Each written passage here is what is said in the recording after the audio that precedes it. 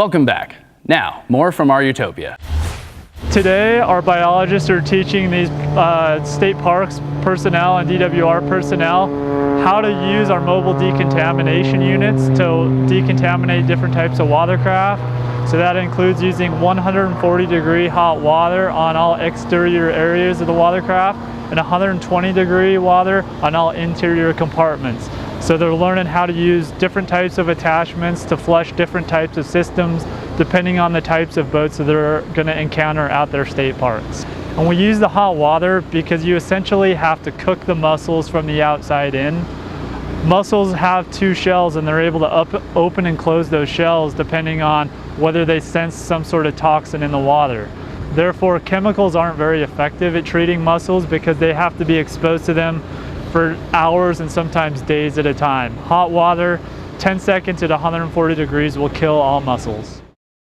To break it down simply, the Utah Department of Wildlife Resources has come up with an easy three-word catchphrase that everyone should memorize, implement, and share.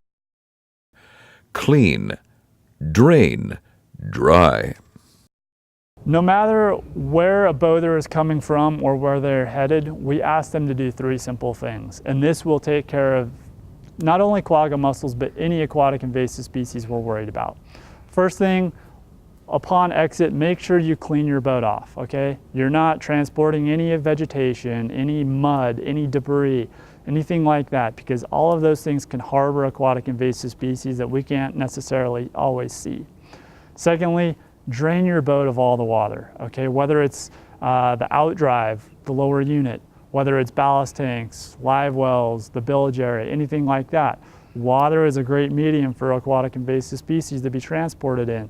So as long as you take care of that, that takes care of a big part of the problem.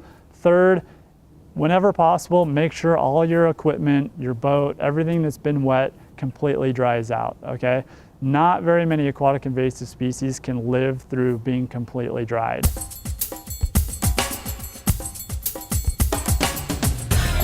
Good morning. My name's Austin. I'm with the Department of Natural Resources. Yeah. Are you familiar with our Quagga Mussel program? Yeah. All right, great. I've only ever been up here to Strawberry. Okay, so you haven't been to like Powell or Deer Creek or anything like that? I just bought the boat. I'm only the second time. Okay.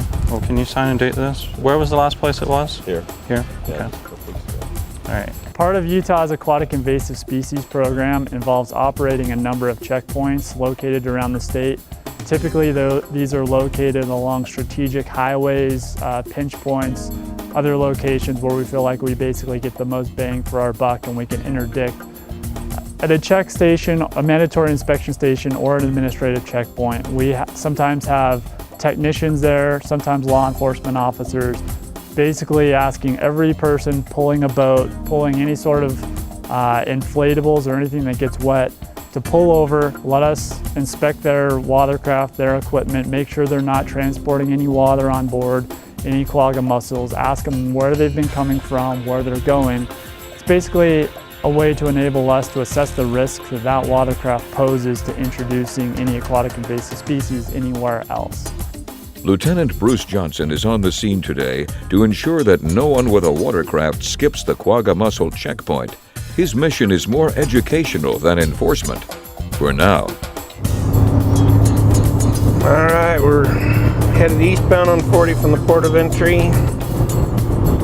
A truck and a boat that failed to stop at our inspection station.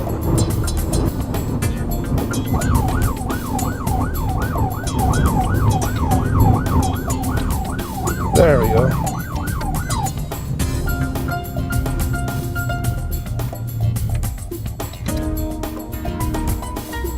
Wasatch went out for 9. 1060 eastbound 40 at 21 on an SUV pulling a boat.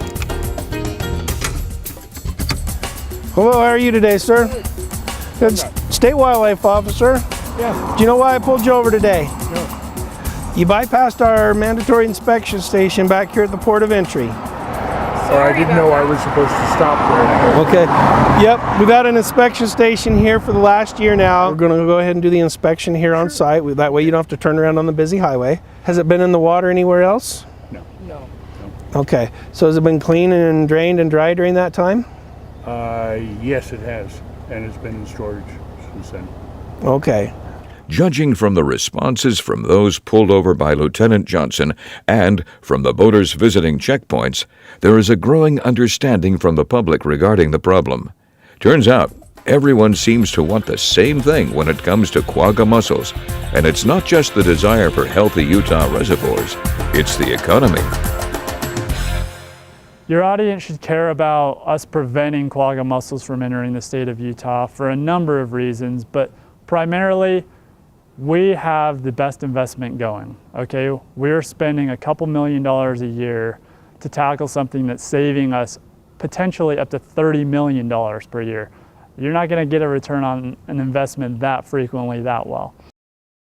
If a healthy ecosystem and lower taxes is not incentive enough, the penalties associated with spreading quagga mussels should be. The guilty party can be held responsible, whether they are aware of the infraction or not. The penalty varies depending on the severity and whether that person deemed to have done this intentionally. It can range anywhere from a couple $100 to several $1,000s. Back at Deer Creek Reservoir, Nathan and his team find some encouraging results from recent underwater collection surveys. Based on the extensive sampling we've done, which includes plankton sampling on a bi-monthly basis, scuba dive surveys numerous times per year, shoreline surveys, dock surveys, I feel pretty confident saying that there aren't any mussels in Deer Creek Reservoir. However, we can never be sure. It's kind of like looking for a needle in a haystack in some cases. We do what we can based on the sampling resources we have. So, as of this reporting, Lake Powell is the only quagga mussel host in the state of Utah. But it will take work to keep it this way. Remember, in this case, an ounce of prevention is worth a pound, or maybe even a ton, of cure. We realize that some of the processes we put in place, whether it's inspecting boats or asking people where they've been, involves a little bit of inconvenience to resource users, so boaters, fishermen. Yes, we get that, but we also want to drive the point home that we are all on the same side here. We are all in the business of protecting these resources that we all have the privilege of enjoying here in Utah. We live in a great place. We want to make sure it stays that way. When it comes to the quagga mussel, some people say that the cat is out of the bag. One thing is for sure, if we all just sit on the sidelines, they will be right. It's a huge battle, and the fact that Nathan and his team are putting up a good fight gives us hope. When we come back, we will be gliding peak to peak.